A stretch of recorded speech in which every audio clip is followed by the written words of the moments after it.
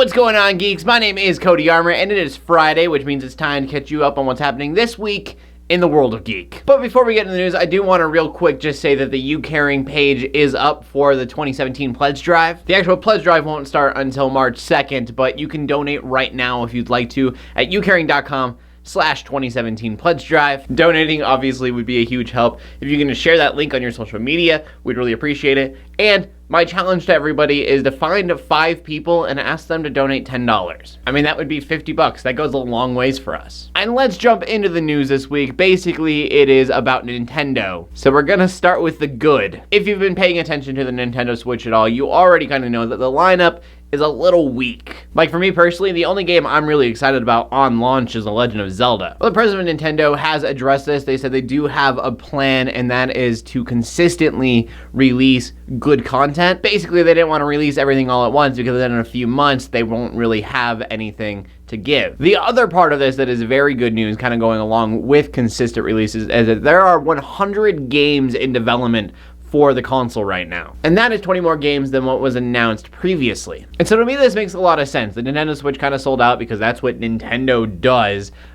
So everyone bought as many Nintendo Switches as they wanted people to buy. But now, because of the way they're doing this in 2 months, that console is still relevant and people are still going to be picking it up. Possibly in the next few years, it'll still be relevant and people will still be picking it up. That, of course, depending on whether or not these 100 games are in fact good, because we don't know yet. But then we get into the bad news of Nintendo, at least from my perspective. When the Switch was announced, everyone kind of imagined that it would make the 3DS obsolete. I mean, it's basically a portable device you can put on your TV. That's awesome. 3DS can't do that. And Nintendo said that no, that's not going to happen. The 3DS will work alongside the Nintendo Switch so that 3DS fans will still have games, which makes sense because the 3DS is like Nintendo's money right now. But the Nintendo's president has now been quoted in saying that they are working on a brand new handheld console to replace the 3DS. And from the sounds of it, this isn't like the new 3DS where they added the C-stick thing. This is a brand new handheld. And I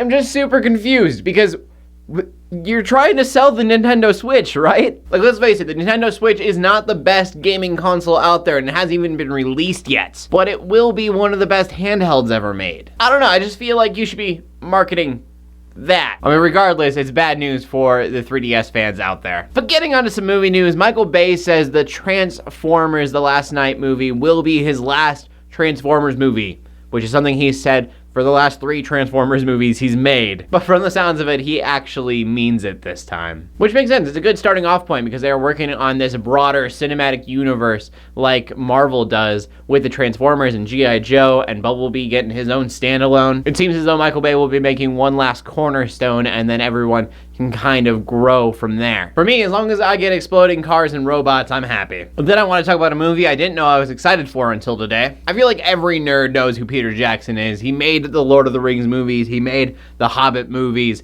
and they are fantastic. Well, his next project is a movie called Mortal Engines. It's post-apocalyptic. All of the cities on Earth are on giant wheels and they just kind of roll around, picking up resources and destroying each other. I just said I like cars and explosions. This sounds awesome.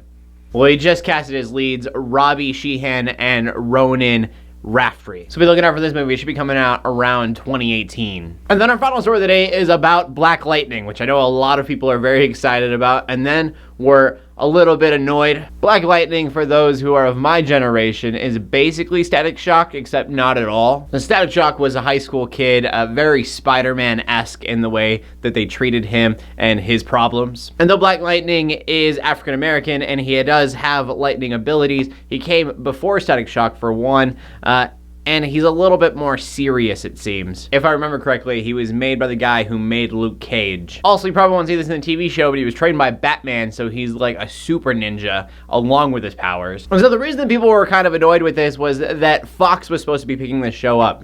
Fox is doing Gotham. But when most people think of DC comic TV shows, we go to the CW, Supergirl, Flash, Arrow, Legends of Tomorrow. And so having Black Lightning on Fox would mean we probably wouldn't get to see much of him in the CW universe. Well, the good news for those people is that Fox has dropped the show. CW is going to get the pilot. So if the show does well, then CW will have its very first show based off of a black superhero, which is about time when you have 4 shows going already. Though it's not like Marvel did much better with that either. Luke Cage and Black Panther are just now getting their spotlights. Question of the day, what superhero do you want to see in a TV show? Maybe it's just a cameo, maybe it's an actual show. I want to know what you guys have to say. For me, this is going to sound really silly, and it's kind of not what I meant with the question, but my answer is going to be Batman. But I don't need him to be Batman. I just want Oliver Queen and Bruce Wayne to interact, and then I know that Bruce Wayne is in that universe, and I'm happy. That's all I want. But as always, I want to know what you guys have to say, so please leave a comment in the comment section down below with your answer. Be sure to check out geeksundergrace.com for more geeky content. My name's Cody Armour, and this is a show we do every Friday that catches you up on what's happening this week in the world of geek. We'll see you later. God bless.